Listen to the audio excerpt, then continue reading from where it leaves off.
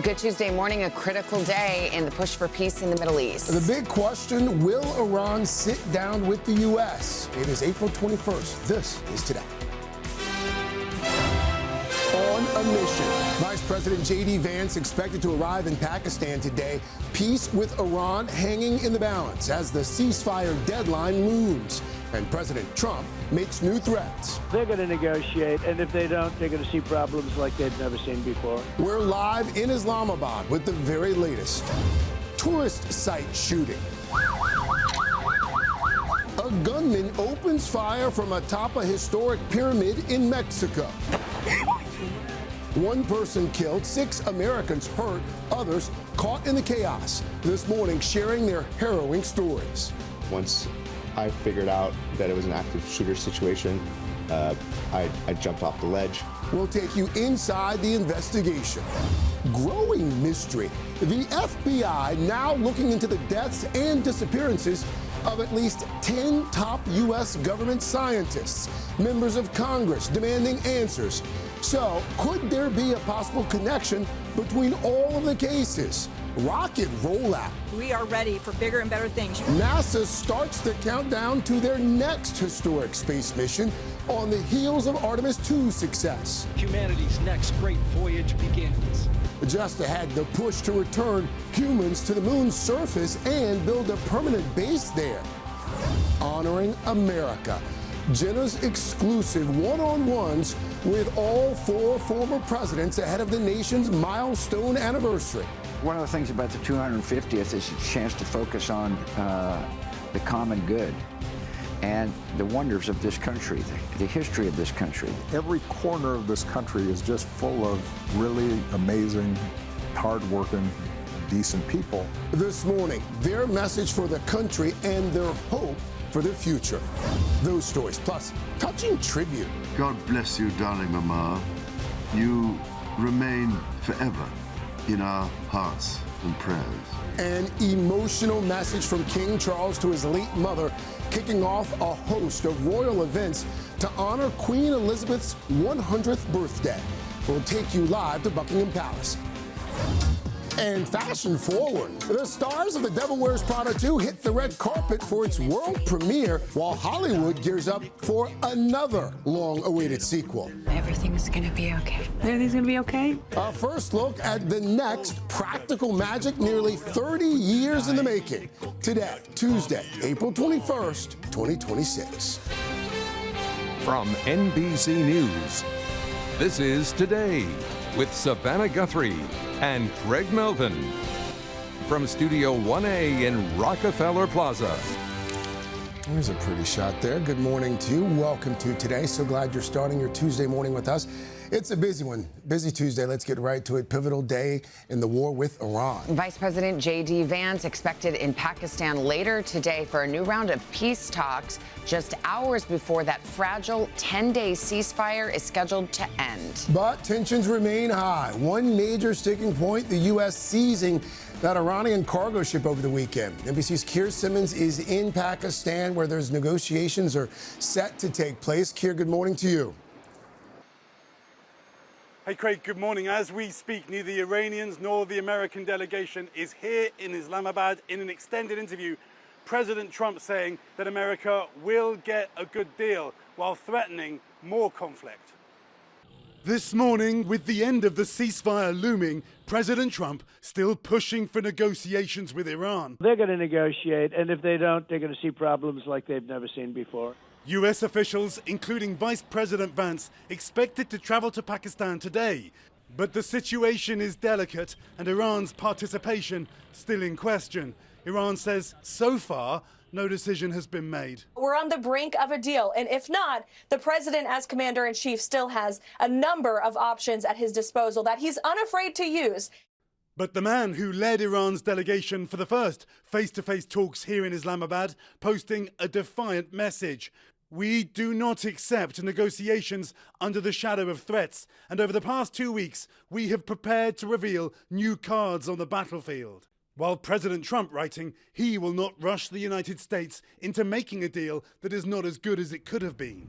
The president telling The Hill website he is not being urged by Pakistan's mediators to lift his blockade around the Strait of Hormuz. You are entering the area of a military blockade. This blockade of Iranian ports will be enforced. New video shows the US military continuing to enforce the shutdown. And this morning, the Pentagon saying it intercepted another oil tanker on the Iran sanctions list in Southeast Asia. Marine traffic data shows a dozen ships transited the strait in the past 24 hours, far below pre-war levels, with all eyes now on the potential negotiations. Meanwhile, Craig, perhaps an important intervention by the Chinese president saying the Strait of Hormuz should be open. But President Trump, in that interview this morning, accusing China of sending equipment to Iran that might help it in its war. Craig? Keir Simmons for us there in Islamabad. Keir, thank you. Another major story breaking this morning, a search for answers after a mass shooting at a popular tourist destination in Mexico. A gunman opening fire at a historic pyramid near Mexico City, sending terrified visitors scrambling for cover. At least one woman was killed, more than a dozen others, including Americans, were wounded. NBC's Priscilla Thompson is following the investigation this morning. Priscilla, good morning. Savannah, good morning. The famed archaeological site remains closed this morning as investigators continue to comb the scene, and officials now saying that 6 Americans were among those injured in the attack. A terrifying scene at a popular sightseeing destination outside Mexico City. Tourists, including Americans, scrambling for cover on Monday as gunshots erupted at the site of the historic Teotihuacan pyramids. Videos shared on social media showing a man appearing to hold a gun as frightened visitors cowered on the ground. Officials say the suspect fired multiple times, killing a Canadian woman. Now he's climbing up. At one point, the gunman scaling the ancient pyramid as tourists ran for their lives down stone steps. Some trying to jump to safety, including American Greg Magadini, who says he and his 2 friends were injured in a 15-foot fall. Once I figured out that it was an active shooter situation, I jumped off the ledge. We were thinking, let's get out of the line of vision of the shooter and essentially try to get down the pyramid as quickly as possible. Investigators say at least 13 people, including 6 Americans, were injured. This is wrong. Abby Stoddard, visiting from Maine with her boyfriend, took this video as she says authorities fired at the shooter. It became very real very quickly. All of us, we were kind of left behind this wall, crowding, like ducking behind the wall, very scared, confused. Mexican officials say the lone suspect, armed with a handgun and knife, took his own life. El Universal newspaper reports the shooter was identified by the Attorney General's office in the state of Mexico as Julio Cesar Razo Ramirez after being found with this voter ID card. Authorities did not share a motive, but say it appears the man acted alone. And this is one of Mexico's most popular tourist destinations with nearly 2 million visitors just last year. And this tragedy comes as Mexico prepares to welcome an influx of visitors, many of whom might want to visit a site like this while in town for the World Cup. Savannah? All right, Priscilla, thank you. Well, now to a major lawsuit brought by FBI Director Kash Patel. He's filed a $250 million defamation suit against The Atlantic over an article that accuses him of engaging in excessive drinking that's put national security and his job at risk. NBC's Kelly O'Donnell has that story for us. Kelly, good morning. Good morning, Craig. Taking a page out of President Trump's own playbook, the FBI director is channeling his anger at the media into a 19-page lawsuit. He claims a story by The Atlantic was an effort to drive him out of his job. This morning, the FBI director, known for his passion for high-contact sports, stepping into a bruising new fight with the media. You want to attack my character? Come at me. Bring it on. I'll see you in court. Patel filed a lawsuit seeking an eye-popping $250 million against the Atlantic Monthly Group for what he calls a sweeping, malicious, and defamatory hit piece. On April 17th, The Atlantic reported that bouts of excessive drinking affected Patel's ability to serve as director, including multiple occasions in the past year where The Atlantic reported his security detail had difficulty waking Patel, and a request for breaching equipment was made. Patel's suit labeled that account pure fantasy and stated that breaching equipment is provided to all FBI protection details. The Atlantic article cites anonymous sources, described as more than 24 people, including current and former FBI officials. Patel did face scrutiny over this display, downing a beer alongside the gold medal winning U.S. hockey team. At the time, he called it extremely humbling to celebrate with the boys. I'm not going anywhere. The White House says Patel remains a critical player. FBI Director Kash Patel, wonderful guy, actually. In the suit, Patel defends his leadership at the FBI and its accomplishments fighting crime. The Atlantic responded, calling the defamation claim a meritless lawsuit, adding, "We stand by our reporting on Kash Patel." The Atlantic also includes an account of Patel being unable to access the FBI computer system this month and told allies he feared he had been fired. The FBI says there was a technical issue, but claims that problem was resolved quickly. Craig?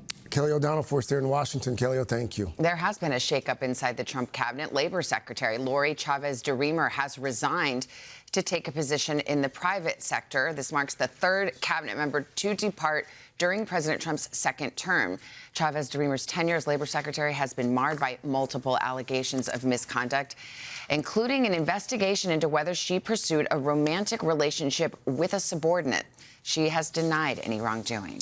Also this morning, multiple government investigations are underway exploring the deaths and disappearances of at least 10 top government scientists over the past few years. Members of Congress now asking to be briefed on those cases, while the FBI leads a search for any possible connections. NBC's Ryan Nobles is in Washington with details on this one. Ryan, good morning. Hey, Craig, good morning. Those 10 American scientists have either gone missing or have been found dead, all in the last 3 years, prompting all types of conspiracy theories. But now federal investigators and top lawmakers are looking to get to the bottom of it. This morning, members of Congress are set to take on a deepening mystery after at least 10 American scientists, all with ties to U.S. nuclear or space research programs, have died or disappeared. It does appear that there's a high possibility that something sinister is taking place here. On Monday, the House Oversight Committee saying it will investigate the string of incidents, writing, "If the reports are accurate, these deaths and disappearances may represent a grave threat to U.S. national security." It comes just days after the FBI launched its own probe. The agency telling NBC News it is working with the Department of Energy, Department of Defense, and state and local law enforcement to find answers. President Trump even said he was briefed on the matter last week. I hope it's random, but we're going to know in the next week and a half. The mysterious deaths and disappearances began in 2023 when Michael David Hicks, a scientist who worked with NASA's Jet Propulsion Laboratory, died at the age of 59, with no cause of death publicly released. Between 2024 and 2025, 7 other scientists were reportedly killed or went missing, including 60-year-old NASA engineer Monica Reza, who vanished while on a hike near Los Angeles. And earlier this year, my husband is missing. William Neal McCasklen, a 68-year-old retired Air Force general, disappeared after authorities say he left his Albuquerque home on foot. The wave of deaths and disappearances sparking a slew of suspicion and conspiracy theories online. This is not just a coincidence, it's absolutely a pattern. Now, the cases are getting even more attention as federal investigators and lawmakers look for a potential link.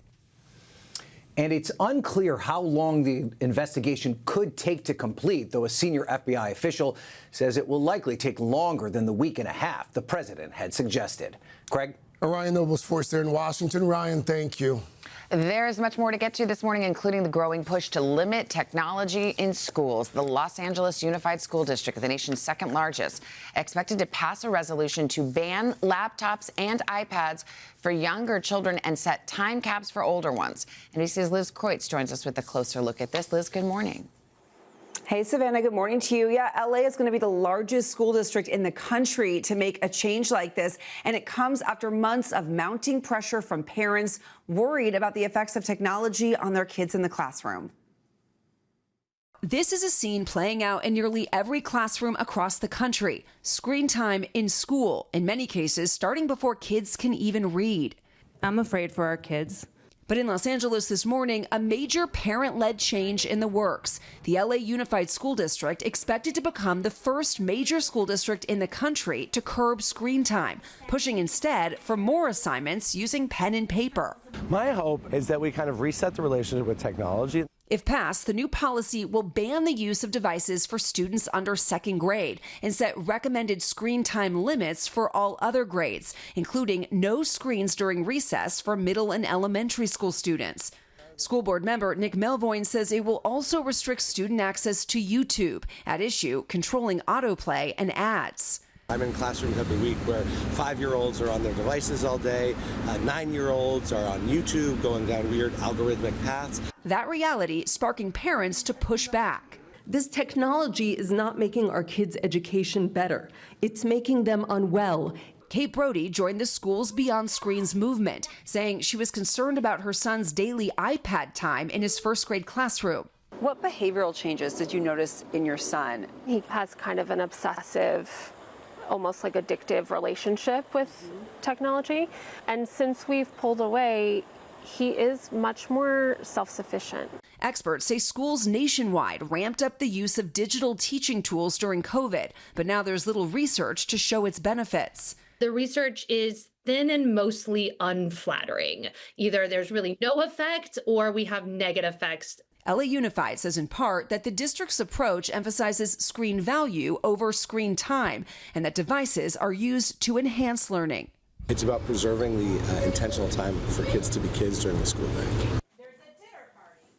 Now, nationwide, a few smaller school districts and even some states, including Utah, Alabama, and Virginia, have also enacted screen time rules, and the movement's growing. School Beyond Screen says chapters of their group are now opening up across the country. Savannah. All right, Liz, thank you very much. All right, we turn to the weather now. Dylan Dreyer, perfect picture of spring. Thank you. That map, not so much, though. Certainly doesn't feel like it. Yeah, I'm actually matching the map because these are freeze warnings, frost advisories, everything no one wants as we continue through April here. This mostly impacts your plants, so if you put out some of your plants, you need to bring them back inside because they could freeze overnight. I mean, look at these temperatures. Saranac Lake, 16 degrees right now. Albany's at 26. Boston's at 36. Bangor, Maine's at 25 degrees. Even Pittsburgh starting off below freezing this morning at 29. We have this huge dip in the jet stream that's bringing temperatures about 5 to 10 degrees below average to the northeast. We're well above average out west. Billings, Montana, 88 degrees for a high today. Chicago, 75. New York, only 54, which is 10 degrees below average. Tomorrow, more of the same. Boston's only at 46 degrees. We will tap into some of this warmer air. It is short-lived, but at least in the northeast, we'll get into the 60s and 70s. Down through Raleigh, though, it looks nice in the mid-80s. That's a look at the weather across the country. We'll get to your local forecast in the next 30 seconds. We're back, 7:30. Happy crowd out on the plaza. Ooh, they're happy, and Carson, you seem cheerful as well. Oh, it's a great day, Savannah. Look at that. People outside, we're going to meet him. My buddy John Legend's in the building. Going to talk to him. Oh, yeah. I'm cooking some fancy food with the great Eric Repair. I mean, one of my favorite chefs. No wonder he's in such a good mood. Dear Diary, this is an A+ day That's already. right. We're getting off to a good start and a lot to get to this half hour. Starting with NASA, eager to build on the success of that groundbreaking mission to the moon. Yes, it's been just over a week now, actually, since Artemis 2's crew splashed back down to Earth. And the space agency, believe it or not, already gearing up for its next major launch. NBC's Sam Brock joins us with more on this reboot. Hi, good morning. Guys, good morning. Doesn't this sound kind of familiar? Within the last 24 hours, NASA unveiling what they're calling the backbone for the future Artemis 3 mission. That's set for next year. All of this part of an aggressive timeline to send astronauts back to the moon with the ultimate goal of building a permanent base on the lunar surface. Splashdown confirmed. Just back from the far side of the moon, preparations are already underway for the next Artemis mission to take flight. Artemis 3, we are ready for bigger and better things. NASA unveiling the largest section of the agency's Space Launch System rocket that will take 4 astronauts and their Orion spacecraft into orbit for the Artemis 3 mission sometime in 2027. The goal, to test docking with lunar landers made by private companies SpaceX and Blue Origin, who are vying to be part of the mission. The plan calls for NASA returning astronauts back to the lunar surface in early 2028, and if successful, then back to start work on a permanent moon base later that year. Former astronaut Mike Massimino says the timeline could be achievable with some key developments. Not only do you need a lander, but I think we're all assuming you're going to get out of the spaceship after you land it and walk around a little bit. And to do that, you need a spacesuit, and they don't have that either. Humanity's next great voyage begins. But NASA's still flying high after the first humans completed a lunar flyby in more than 50 years. Sending 4 humans 250,000 miles away is a Herculean effort, and we are now just realizing the gravity of that. Millions watching the crew's every move, captivated by the incredible images they took and their journey back home, reuniting with family, and even practicing walking on Earth again. The Artemis crew reflecting on the global response to their mission with Al. The idea that you're working together to bring something that's bigger than all 4 of you. We spent a lot of time, learning to work together, and we invested so much in mental, physical, not just technical preparation, and I think it's just amazing that people resonated with that.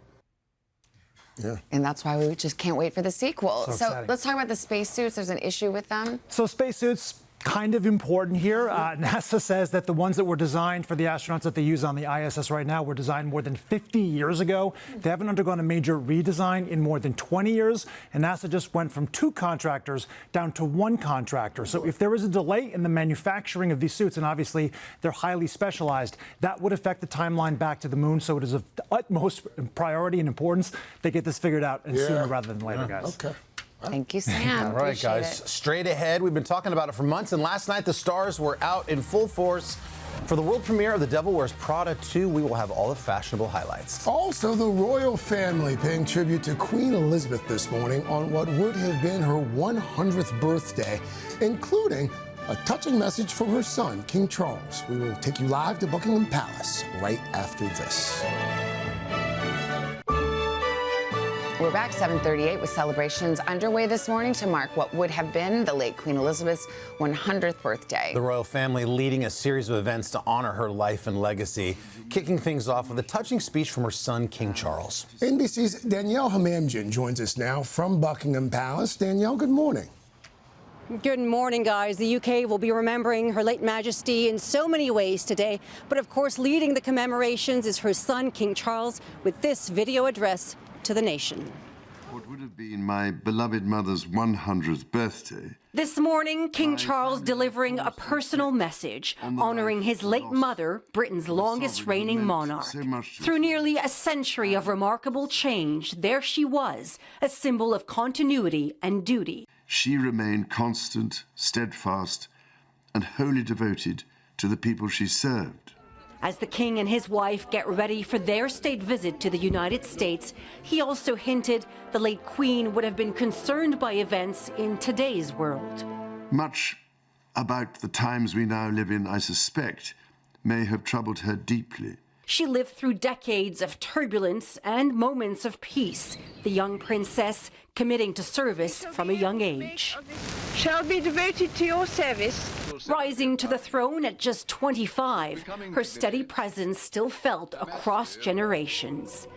And now, the country marking her 100th birthday, with tributes pouring in online and projects in her honor. A newly created Queen Elizabeth Trust will support community spaces. And just steps away from Buckingham Palace, a statue of a young Queen Elizabeth dressed in formal attire will stand as a lasting tribute. Why is this very spot so significant? You've got Queen Victoria, you've got the King's father and mother just down there. It's very much the sort of ceremonial part of London. This historic landmark will transform to honor her. We're trying to have a space that people can remember and reflect on the Queen's life. The King leading the nation in remembering Elizabeth not just for her leadership, but for her warmth and wit. That marvellous twinkle of the eye when sharing a marmalade sandwich with Paddington Bear. I keep mine in here. A touching moment that lives on, along with her legacy. God bless you, darling Mama. You remain forever in our hearts and prayers. And such is her enduring impact. One poll was done last week showing that 81% of people have a positive opinion of her, more so than any other living member of the royal family. Guys, back to you. Well, all right, Danielle, thank you. All right, let's get another check of the weather from our queen, Dylan. Oh, thank you. I feel like I've been elevated. Thank you for that. We do have some wet weather moving through Texas right now. The moisture streaming in from the Gulf, so we do have some heavier downpours in the forecast. That could lead to some brief flooding. Up to about 3 inches of rain is possible, but it's the rainfall rates that could cause that flooding. Also, some cloud-to-ground lightning. Nothing too severe expected today, but as we continue through the week and this whole frontal system moves to the east, we will start to see an increase in the chance of severe weather. But today, it's really just the rain. That's going to continue to move eastward. Again, up to about 1 to 3 inches of rain is possible in that portion of southeastern parts of Texas. Now, out west, the rainy, snowy season, it's about to come to an end. So this winter storm warning up across the higher elevations of the Sierra Nevada mountain range, it's a good thing. We could get about 1 to 2 feet of snow out of this system, especially in the higher elevations. Of course, that's all stuff that will melt and continue to run into the valleys as we continue through the next couple of months. So we need that snow. In the Northeast, though, it's all about those cold temperatures. We're only going to see highs today, barely getting into the 50s. That's a look at the weather across the country. Now here's a peek out your window.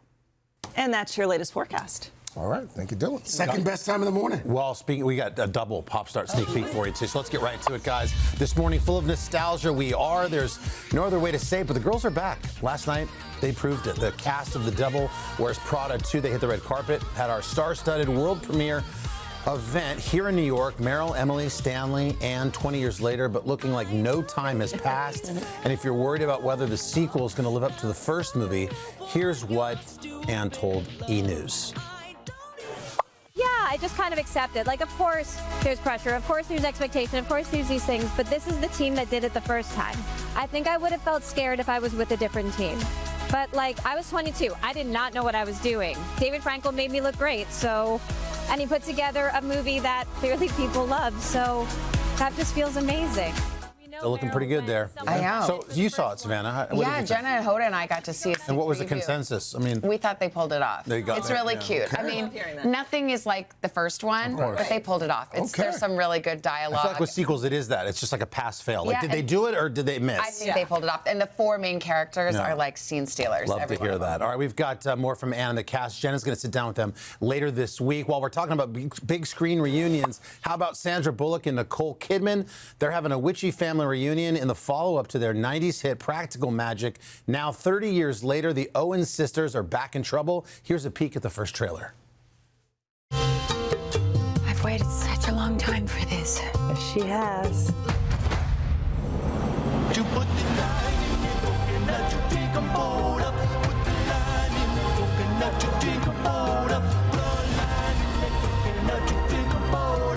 Everything's gonna be okay. Everything's gonna be okay? Just like it was when we had to bury a corpse under a rose bush? That kind of fine or different? Different or same? That looks cute. All right, Practical Magic 2. We'll see how they do. Pass, fail, hit or miss. It hits theaters in Pump September. it or dump it. We'll see. Yeah. We'll see, All right. guys. Well, Morning Boost is on the way because Jenna's brought some Morning Boost energy. Hi, guys. If y'all could use some inspiration, we found it and then some at the finish of the Boston Marathon right after this.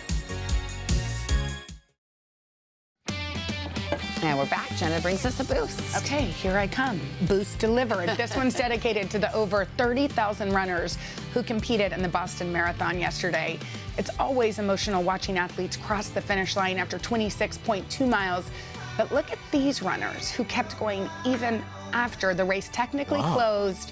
All the big crowds left. The cheering was over. So many pushing through all the way to the end, no matter what. Of course, the race is no easy feat. But some runners and spectators shared a few thoughts on what could rival running a marathon. What's harder than running a marathon? Making a cold call. Dealing with my husband. Waking up hungover this morning. CrossFit. Maybe giving birth. Dating, I think. Being single in Boston. Being single and dating in your 50s. Running to an ex who's still attached. Not texting your ex. I would say raising kids is harder than running a marathon. Probably running 2. Wow. That's funny. Probably running too. Can we go back to the husband comment? I know. I wonder if she knew that would be put up. I'd rather run 800 miles than talk to him. She thinks it was hard before. Exactly. Wait till She may have just made it wait till she gets home tonight. Okay, all right, don't go far, Jenna. You got a big exclusive. Her exclusive one-on-ones ×4 with each of our 4 former presidents on the weight of the office and their messages to mark America's upcoming 250-year anniversary. Very cool. Look forward to that. All right, we've got stars in Studio 1A also coming up. Kate Hudson and Brenda Song will be here with a sneak peek at the return of Running Point. But first, your local news.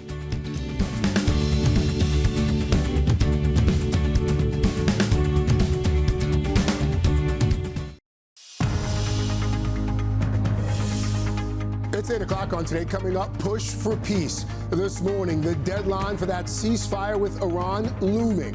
President Trump still pushing for negotiations. So, where does it all go from here? We'll have a live report. Then, reaching common ground.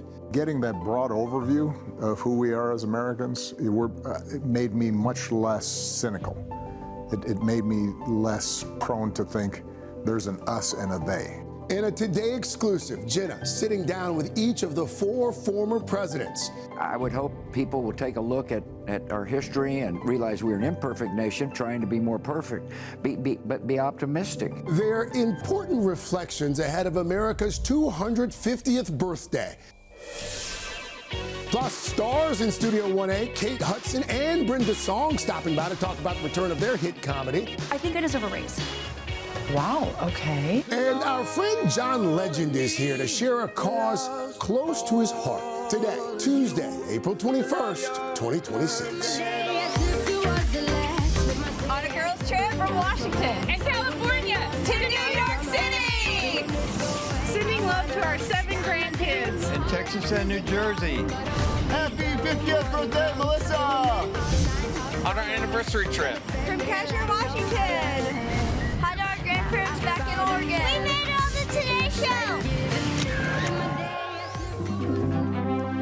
We are back at 8:08 now with a Today exclusive, part of NBC News' Common Ground initiative, aimed at bringing people together in search of solutions to the challenges we face across the country. Well, Jenna is here. She had the chance to sit down with each of the 4 former U.S. presidents for their reflections ahead of America's 250th anniversary in July. Yeah, I did, you guys. The former presidents were all gathered in Philadelphia at a private event hosted by the History Channel. It's called History Talks. It's in partnership with our parent company, Comcast. I caught up with each of the former presidents on the sideline of the event. We talked about what inspired their service to our country, their legacies, and I asked them to share their messages to the American people on our country's historic anniversary. I, William Jefferson Clinton. It's a time-honored tradition, 250 years strong. I, George Walker Bush, do solemnly swear. The American people electing their leaders. I, Barack Hussein Obama. Presidents, an indelible mark on our nation's history. I, Joseph Robinette Biden Jr., do solemnly swear. Serving their country, the highest office in the land. Hi, Dad. What's it like to be part of the ex-president club? Well, it can be boring when we're all together. No, it's an honor. There's a great camaraderie because we all shared something special. Our nation's leaders each carrying the weight of those promises and the ideals of our founding fathers. There's a weight of the presidency that few can understand. You understand it. I understand it. I found that people were ready to help. I was a senator for a long time, been in that building a lot of times. Yes. 36 years as a senator, and then 8 years as vice president. And it was an opportunity to be able to focus on the things that I thought needed to happen. What was your favorite part about being the president? You get to meet the widest possible cross-section of the American people. You know, every corner of this country is just full of really amazing, hardworking, decent people, and getting that broad overview of who we are as Americans, it made me much less cynical. It made me less prone to think there's an us and a they. For some, that inspiration came from the very place they would one day call home, 1600 Pennsylvania Avenue. At 16 years old, you walked into the White House and met then President JFK. What did that moment do to inspire a 16-year-old kid from Hope, Arkansas, to want a life in service? It made a huge impression on me. It made me realize that a president, even on a bad day, can do something good for somebody. That's what I took out of it. I just couldn't believe he was spending all that time with us. Everybody says when you become president that they remember it, blah, blah, blah, and that I knew when I was standing in the Rose Garden that I was going to be there someday. That's just not true. You couldn't have even imagined it at 16. I thought I wanted to be a United States Senator from Arkansas. I did dream of doing that. I never dreamed I'd be president. What were you most grateful for about the experience of being president of the United States? Well, I just was the greatest honor of my life, or any American's life. The idea that a kid from Scranton, Pennsylvania, we weren't poor, but we're a middle-class guy, could, you know, used to have a stutter, could end up being president of the United States. It's just kind of a story of what America's all about. These formers, as they are called, remembered for leading our country through some of our greatest challenges. What do you think was the most historically significant moment of your presidency? 9/11. I can hear you. The rest of the world hears you. I think historians will analyze that day, America's response after that day. It was a reminder that the human condition elsewhere matters to the security of this country. It mattered then, and it now matters now, by the way. And but I think people want to know how the country responded, and it was overwhelming volunteerism, starting with the military. It was an outpouring of patriotism. We can recapture that. I hope it doesn't require a crisis, but it's still latent in the American soul. Your presidency was a historic one. You were the first Black president of our country. What do you think the history books are going to look back and say? It's very hard for us to judge our place in history. That's up to other people. I can speak about what an extraordinary honor it was to serve the American people. I can speak to how inspired I was to hear the stories of folks out there who were doing wonderful things in their communities, helping each other out, being good neighbors. Maybe one thing I am proud of is the fact that I think we upheld the integrity and the honor of the office, and how we conducted ourselves and how we ran our administration. What are you most grateful for all your years of service and your time as president? I am grateful that I had a chance to do what President Kennedy said everyone should want to do, to make maximum use of the talents God gave me, and to do it in a way that benefited other people. You know, you can get up every day, no matter how bad it is, you can make something good happen for somebody. And that is a gift beyond imagining. How do you hope the history books see your service? Well, I hope it's not unlike I see your dad's and your grandfather's service, as generated by making sure everybody got a shot. My dad used to say, look, Joey, everyone's entitled to a shot. No guarantee, everyone's entitled to a shot, a guarantee. 250 years later, That's one small step for man. a nation tested, I have a dream. and a democracy that endures. You ran on a simple yet effective principle, which was hope. Yeah. Do you still feel that hope in our country? I do. You know, the first time I was on the national stage and I talked about hope, Hope in the face of difficulty. I reminded people hope is not blind optimism. The audacity of hope. Hope arises in the face of difficulty, in the face of uncertainty. And obviously we're going through some uncertain times. But when you look at the sweep of American history, we've gone through rough patches, and we tend to come out on the other side of them stronger. Family members can't sit across from one another and debate. Well, we can. We can. Yeah. And we have Right. for a long time. Yes, we have. But what can help us bring us back to each other? Well, I think one of the things about the 250th is a chance to focus on the common good and the wonders of this country, the history of this country, the fact that you can worship freely without government tell you how to worship, the fact that you can speak in the public square without being jailed, the fact that we have a press that's willing to hold the powerful to account. I mean, these are all things that should and generally do unite us. I am not concerned about the long-term health of our country because I've studied enough history to know that we've been through the periods of intense anger and intense rivalry of ideas. But the beauty about democracy, Jen, is that it's self-correcting. And one of the key things I'm going to try to do during the 250th is encourage citizens to participate in the process. And if you don't like what's going on, vote. And that's how America heals itself. I'm not sure we're as divided as we portrayed. I'm sure there's anywhere from 15 to 30% of the people who are on the one end here. But I think the vast majority of people are coming around to conclude that, you know, those things that they don't even think about it directly, but the safeguards in the Constitution. I think people are beginning to realize they're sort of being trampled on right now. So I'm hopeful that people are going to begin to say, whoa, we got to slow this thing up. We're coming to the 250th anniversary of the country, and for me, I think it reminds people that democracies depend on certain basic rules. In 1993, when you became president, my grandfather left you a letter. What did that letter mean?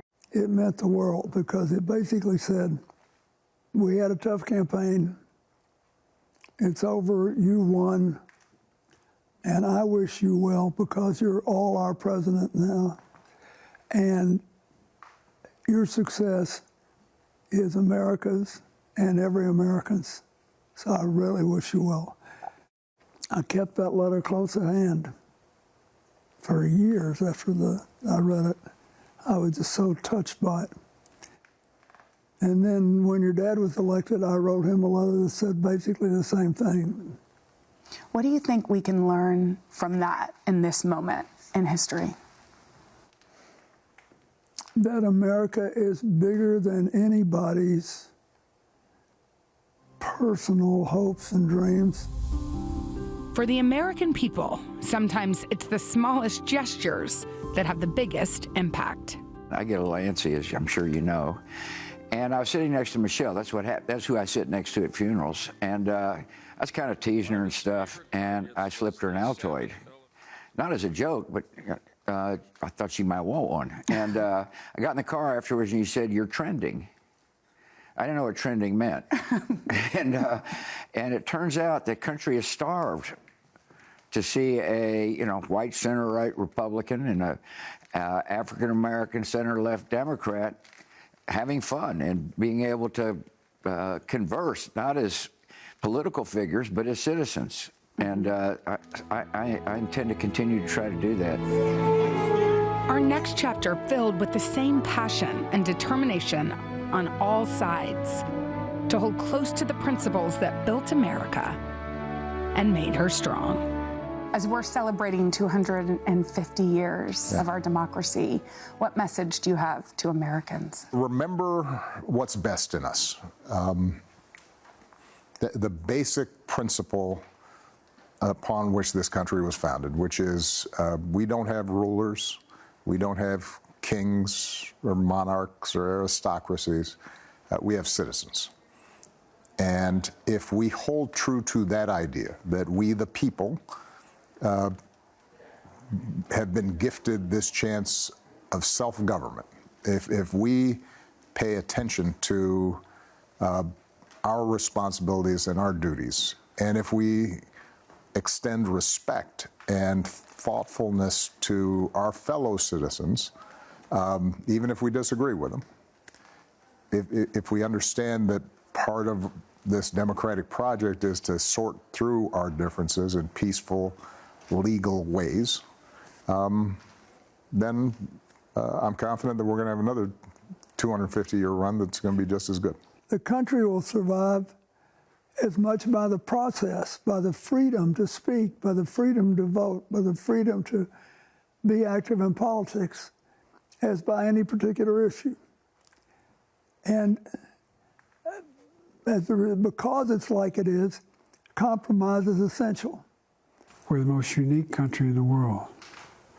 The most unique country in the world in the sense that we really do think democracy is dictated by the rules of the Constitution. And we do believe, and we act, and when we do well, that all men are created equal. My message is consider yourself fortunate to be a part of a great nation. Study our history so you have a better sense for what the future will be like. And be a citizen, not a spectator. And by that I mean participate in the process, but also love a neighbor like you'd like to be loved yourself. See, one of the beauties of this country is that there are thousands and thousands of citizens who volunteer on a daily basis to help somebody in need. They're often not heralded, but they make a huge difference one person at a time. And I would hope people will take a look at our history and realize we're an imperfect nation trying to be more perfect, but be optimistic about the future of the country. Here. What a great conversation. It really, I mean, what an honor. I realized when I was flying home, I mean, I've interviewed each of them. I know you all have too, but to get to be with them all on one day, they have different beliefs, different thoughts, they've served differently. But, you know, to hear them all say, I have hope in our country. Yeah. Yes. I'm optimistic. My dad did say we didn't have time in that documentary to put this in, but he did say he was going to bring. They're all going to be together for President Obama's library opening later this summer, and he said he was going to bring Mrs. Obama a crate of Altoids. I love that moment. Attitude, by the way. I mean, Dad said a lot of good things, but that really resonated with me because I remember that moment with him and Michelle, and it was so needed just watching them. But he's right, that starvation for it. It also shouldn't be trending. Yes, it's like hope. It shouldn't be the unusual thing. No. It should be something that common courtesy. But you know, this 250 years and a conversation like that is a gift because it gives perspective, and that is so vanishingly rare. So thank you, Jenna. You did a beautiful job. Also, we were all at the History Talks. We were in one room, and they were coming back to back, and we had this moment where President Clinton and President Biden were together, which was great, you know, because we also don't often get to see them together. So it was really nice to see. They had a meet cute at your interview location. Exactly. It was also, it was refreshing to hear just how optimistic all of them were and still are about the next 250 years. But also, in a really special country. But a clarion call, too, to all of us citizens. Yeah, you know, to pay attention. Exactly. Does your dad know about trending now? No, he still doesn't. I told him he was trending when he also had that poncho over him. Oh, yeah. That's right. How does he not have a deal with Altoids? I know. You guys, we should mention the History Talks event traditionally features former presidents, you know, obviously to talk about their legacies. And we should know that the History Channel is also working with President Trump on an America 250 project, which they plan to announce later this spring. Well done. All right. Well Thank you. done. Enjoyed that. Exactly Thank what we you. needed. All right. She's going to have more of her conversation with the former presidents ahead in the 4th hour as well. Also, look who's here. We are so looking forward to sitting down with quite the dynamic duo. Running Point stars Kate Hudson and Brenda Song. We'll talk about season 2 and some other projects as well after your local news. Questions? We're back at 8:35 with the stars of Netflix's hilarious basketball comedy series. It's called Running Point, loosely based on the life of Jeannie Buss. It's returning for a new season now with Kate Hudson as the owner of the fictional Los Angeles Waves and Brenda Song as her right-hand woman and best friend. Take a look. There is a song called Flowers by Miley Cyrus. It's about knowing your self-worth. And as you know... What is this? Are you nervous? Spit it out. I've got 80 crab cakes in the oven. Okay, fine. Look, it's just awkward because you're my best friend, but you're also my boss, and I just have to say it. I think I deserve a raise. She thinks she deserves a raise. Kate, Brenda, welcome back. Good morning. Good morning. She definitely deserves Kate, I actually have something to tell you. No, what? I'm like, just generally for, if we go to season 3. As an EP. As an EP, I have something to ask you. I want you to wait till we're on live television to put you on the spot. You need me. I love this. Like, this chemistry that you guys have in real life is so obvious in the show. We almost started an entire conversation before we went on, and we're like, we should probably not get into this. Well, yeah, you actually did start our conversation about something completely unrelated. We won't get into that, though. Before we talk about the show, we got to talk about this viral moment. For folks who haven't seen it, you're courtside at the Lakers game. I think we have it here. And I heard, Brenda, obviously you're a fan. I didn't realize how much of a fan you were. Oh, I grew up, I became a Lakers fan in '96 when, Kobe got traded for Vlade Divac. It's the only reason I like Vlade Divac. And I been a fan till Kobe retired in 2016. I had to take a break from basketball because I was so devastated. But I was like 82 games a year. Yeah. They had to put a monitor underneath, like when I was working on Sweet Life, underneath the stage so I could watch the games, would listen to it on the radio. Yeah. Oh, you're diehard. She needs her own show. She needs a sports show. I really feel like that's Brenda's next. This. Or she could do it for you guys. She could be the NBC Sports is always looking. Allie Lee is my dream job. Like, I would love to be chief of staff of, the Los Angeles something. Okay. Yeah, my dream job. Let's talk about the show. I don't want to give away too much here, but season 1 ends on a bit of a cliffhanger. What can folks expect here in season 2? Well, Cam is back. Justin Theroux plays my older brother. He's back in the picture. And for Isla, who last season was starting to really feel confident and get her feet under her, it kind of throws her off a little bit. And then there's all kinds of things. There's, you and I have we go through some arc things. An arc, okay. And everybody, it's jam-packed. Okay. Yeah. Ton of guest stars. Amazing guest stars. Like Octavia Spencer and Ray Romano. I saw that. Scott Speedman. So it's it's a really fun season. It goes by like this. It's what's so great about a second season, though, because you've laid down the foundation, and now we get into kind of delve into these relationships even more. Like, I think it's so much fun this year. We get Isla and Allie's origin love story. Yeah. They have to navigate what it's like to work with your best friend when your best friend's your boss, as you guys saw in the clip. So it's really fun. We get to delve into these characters a bit more this season. Your partner, Macaulay Culkin, he made it a cameo in season 1. We can't get rid of him. We cannot get rid of him. Is he coming back for season 2? You'll have to watch and see, but he loves this show, and he's put himself in the show. And every season, he's pitching to our... He's pitching ideas to you at home. No, not to me. To all of us. To everyone. We went to a football game. We went to the opening of the Rams game with our showrunner, Dave Sasson, and Scott MacArthur, who plays Ness. And he spent the first half hour pitching what this character would do in the second season.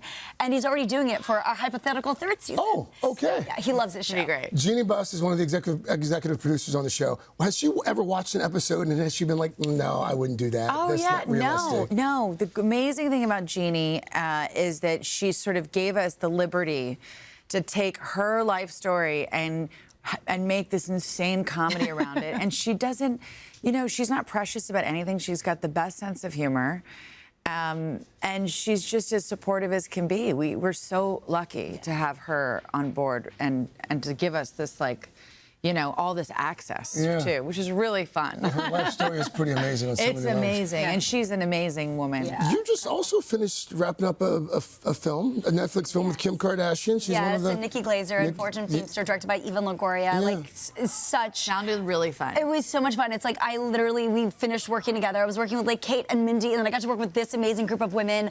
I feel so fortunate to be surrounded by such an inspiring group of women who are so talented and kind. It was so much fun. We had a really good time. I was just about to say to Kate. A good girls crew. It was. By the way, Kate Hudson, congratulations on your Oscar nomination. I love the date that you chose. I love that you took Mom. Yes. It was actually quite a family affair. Yeah. We got really lucky. I got to bring my son. I got to bring Mom. By the way, Danny, your son who's graduating? Ryder. Yes. He's graduating in weeks, in a couple weeks. And wants to go into the family business. He's an actor, and he likes to make furniture.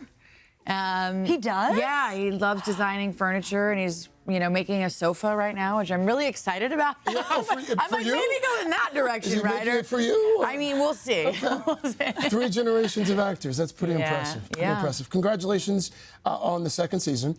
Good luck to your Lakers. Thank you. Any bold predictions in the playoffs? I mean, here's the thing. I'll feel a lot better when Luka and AR are back. So, you know, LeBron's holding it down pretty well, though. I mean, it's impressive. I mean, he literally just he grinded out that win. He's still so incredible. We actually may be wasting your talents. I'm telling you. We should talk to NBC Sports. She really needs that show. That's my dream. Well, forget acting.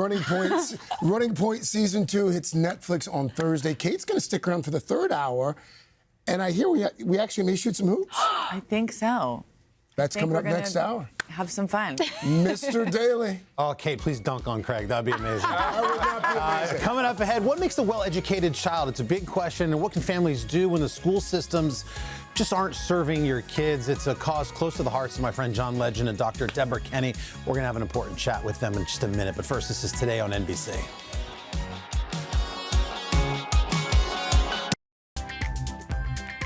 And we're back at 8:44 with some cold, hard facts about the education system in America. Like 69% of high schoolers say they're bored in school, according to a Yale study. My kids weren't involved in that study, by the way. Another survey found 30%, just 30% of eighth graders are proficient in reading. The need for change is the inspiration behind The Well-Educated Child, a new book from Dr. Deborah Kenny, the founder of Harlem Village Academies, and our friend, Mr. John Legend, who wrote the foreword to that book. Good morning, guys. We're saying this is such a big topic. Good morning. We got to kind of cover this in a short amount of time. Dr. Kenny, congrats on the book. Johnny, always good to see you, my friend. Great to see you. So Johnny, as you probably know, Deborah, was an incredible child, very smart, won every spelling bee. He was homeschooled to how long? I was homeschooled most of my life through 6th grade, and then I started going to public school when I was older. My parents got divorced, and so we weren't homeschooled anymore, but yeah. So the Harlem Village Academy is this charter network in Harlem. What drew you to their mission? Well, I just fell in love with the work they're doing with young people every single day, and they're on a mission. They're on a mission to create young leaders, young people who question authority, young people who think critically, young people who are creative and are passionate about education. They work so well with their teachers. All of the team is just so focused on how can we make our school the best school? Not just the best school for Harlem, not just the best school for an urban neighborhood, the best school. Well, that sounds all great. Let's sign us up, all the parents, for what you just said, Dr. Kenny. How do we get there? And what is a well-educated kid? What does that look like? Well, you know, in the society we're living in now, the most important thing about being well-educated is that you can discern between fact and shallow information or misinformation. Okay, well, that sounds important right about now. That's probably the quality of thinking, the most important thing. And the second thing is agency, which is that you take initiative, you follow through, you can concentrate for a very long period of time, and you care about the quality of your work, right?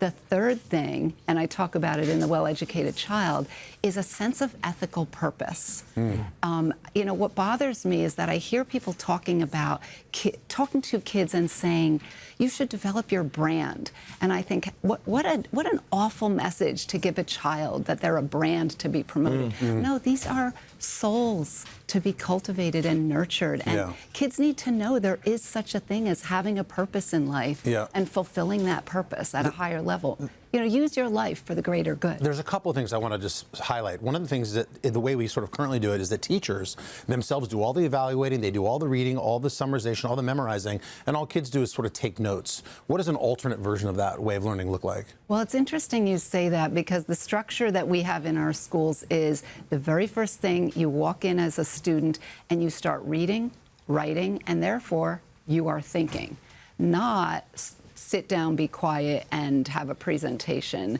from the beginning. We need to focus on the quality of student thinking right from the very first minute. And we need much more time in school for students reading and writing, and not on technology. You're also talking about people like raising their hands, like the teacher asks a question and then, like, is raising your hand a bad idea in schools? So we do not have raising hands, and I know we all grew up with it, right? But what we say is, and again, whether you're a parent or a teacher, what you want to focus on is, are the students being challenged with meaningful, difficult work, right? And so when we ask a question, we say, no hands, everybody thinking. Why? What happens when you call on someone, all the other kids stop listening in that moment because they weren't called on? Right. And then the sort of it just stops. Yeah. This book is awesome. I mean, it's like really a blueprint for the educational system nationally. What did you take away as a parent? Well, I loved reading it as a parent. I told her the first time I read it, I said, this isn't just for people who are running schools, this is for parents, because it's not only letting us know what we want out of our kids' school, but also just what we want out of our kids' lives, like what our goals should be for our kids, what kind of thinking we want them to be able to do, and how they can become leaders with purpose and all the things she talked about. I feel like we've lost a little bit of that. Like my kids, Jackson's looking at colleges right now, and it seems like all these students are just into the sort of data of everything and grades and test scores. How do we get our kids to just want to learn and want to be better? Well, it's interesting because Harlem Visual Academy's one of their claims to fame is that they do so well at preparing their kids to make sure that they can do well on these state tests, but they don't focus on the test. The focus is well beyond the test. It's focused on making them great readers, great thinkers, great leaders, and they end up doing really well on the test as well. An evening of songs and stories with John Legend. You actually do talk a lot about your education. I talk about my education, my early life, absolutely. You're on the road now? I've got a show tonight in Newark. Awesome. It's a great show. Good to see you. Thank you, Doctor. Appreciate it. Dr. Kenny, again, the book is called The Well-Educated Child. It's available now. And coming up, we're going to head into the kitchen. We've got the one and only Chef Eric Ripert, your buddy, John. My buddy. Sharing his secrets behind the perfect roast chicken. But first, this is Today on NBC. Thank you guys so much. Appreciate it. All right, welcome back. We've solved education. Now let's eat. This morning on Today Food, a very easy chicken dish that's perfect for a special night from one of our favorite French chefs, the great Eric Ripert, of course, co-owner and chef of the 3 Michelin-starred restaurant Les Bernardines, which is right here in New York. Eric also serves as co-vice chair of City Harvest. They do such great work helping rescue and distribute food to New Yorkers in need. Bonjour, chef. Bonjour. Great to see you. How are you? Great to see you too. I heard it was a big night in Les Bernardines last night. You had a certain Masters champion having a little dinner. Yeah, a birdie told me. Ooh. There's Rory McIlroy. Yes, he was with us last night. What did the Masters champ have for dinner? A little chicken? No, he started with a carpaccio of tuna. Oh, nice. It's one of his favorite dish. He served it at the dinner. At the dinner that's there right. too, I forgot, as well. That's right. You were part of that whole helping him with the menu. So he came beautiful to enjoy it. All right, so let's start with our chicken here. What are we going to make? So I stuffed the chicken already with some garlic and lemon and thyme, salt, pepper inside. Okay. I'm tying the legs very quickly. Why do we need to tie the chicken down at home? It's not even that big. You're right, it's not big. But by doing that, you give a nice shape. And also when it's cooking, it's going to cook more evenly. Got it. Then the chicken will have salt, pepper on top, like this. And it goes in the oven at 415 for 15 minutes. Yep. Then we put it at 350. And that's it? I mean, you haven't rubbed any oil or butter or rubs? Or It doesn't need anything. You see all that fat here is going to become crunchy. Okay. There's going to be so while it's cooking, we're doing the peas, because it's the season for the peas. We are in the spring. I have some bacon. I'm going to add some onions in it. Okay. Like this. We have our eaters over there, guys. How is the Why is this the so most perfect good? I don't chicken? understand. The flavor is so delicious. What have you done? The bacon. The bacon. Although I make peas all the time and they don't taste like this. No. Beautiful. Thank you very much. So bacon, onions, when the onions are cooked, we put the peas. Yes. Like this. Yep. Chicken stock, if you want to help me. I'd be happy to. All of it? Yeah, let's go. Okay. Like that. Love it. A bit of butter, a bit of salt, sure, and pepper. Okay. And we just let it cook. While it's cooking, thank you very much for helping me. You are my sous chef today. I'm Great job, Carson. Great job. Cut the string, and we are going to cut the chicken. So the chicken cooked for how long again? About 45 minutes at 350. Do you ever take the thermometer and go in and see about 160 and then you pull it out? Or it's what? 170. 170, huh? If you have a fork, you can go through the leg, and if the juice comes back translucid, it's cooked. Okay, good. So we always cut like this. And you're going to break it down? You break it down, you move the... And then we want the breast. It's always dry. Yeah. So for the breast, it's very simple. You go like that, follow the bone. Carson, you got to try this chicken. Remove I mean, it. when you have a great chef, that's the thing. They make just the stuff we make every day during the week tastes like magic. Better. Yes. And then you slice it. And he didn't even put a rub on the chicken. No. No, the point is there's nowhere to hide. Crispy it's on the just outside, deliciousness. succulent on the inside. No sauce. Do you have a tip for people who buy the chickens in the grocery stores, like a frozen chicken or a fresh chicken? I recommend if you can have fresh chicken, organic chicken, if you can find it, for sure. The chicken cannot be too small. It shouldn't look sad when you buy it. It should not look sad. It should be happy. Find a happy chicken. That does not look like a sad chicken. Find a happy chicken. Yeah, the skin should be not dry and should be appealing, and then 3-pound chickens are perfect for this. How do you keep quality control in Les Bernardines for 3 decades? I mean, how is it still on top? Teamwork. We have a lot of sous chefs and chefs, and I'm with them, and we work together to make sure that we can do quality. I mean, the like turnover that. in New York is there's always a new hotspot here, and it's hot for like 5 years maybe, and then it's gone, and then you've been the gold standard forever. We don't move. You don't mess around. We are close to the studio, as you know. And Thank you. Do you scare the other chefs when you walk in? I don't scare anyone. Tell me about the fundraiser though. What are you doing? So tonight is City Harvest Gala. Yeah. It's sold out, but City Harvest is a great food rescue organization that gives food to people in need in New York City, food that is rescued, that will go to waste. Yeah, good. And if you want to support City Harvest, you can always donate to cityharvest.org. You guys do great work. And they do a fantastic job. Well done, Chef. Find these recipes, by the way, at today.com/food. Thank you, Chef. Appreciate Thank it. you Thanks for all very the much. work you're doing with City Harvest. It's a great Much organization. appreciate. Thank All right, we're back after a quick check of your local news and weather. One more bite. Hey, thanks for watching. And don't forget, you can catch the Today Show every morning on NBC or take Today when you're on the go. Just follow the Today podcast on Apple Podcasts, Spotify, or wherever you listen.